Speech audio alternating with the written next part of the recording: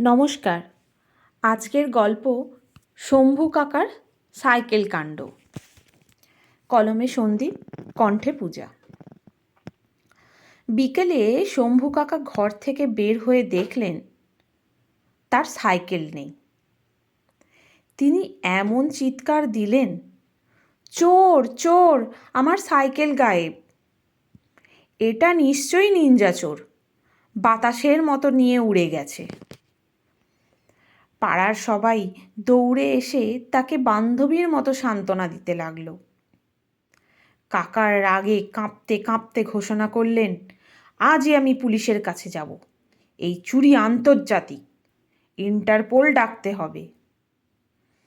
তখন পাশের বাড়ির খোকন শান্ত গলায় বলল, কাকা, আপনি তো সাইকেলটা মুদির দোকানে রেখেছিলেন। শম্ভু কাকা গলা ফুলিয়ে উত্তর দিলেন, আমি? কখন? কোন দেশে? দৌড়ে দোকানে গিয়ে দেখলেন সাইকেলটা সেখানে দাঁড়িয়ে আছে।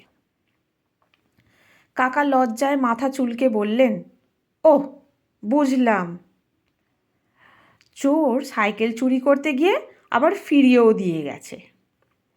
চোরের এত ভদ্রতা, বাহ বাহ। পাড়ার সবাই হেসে মরছে।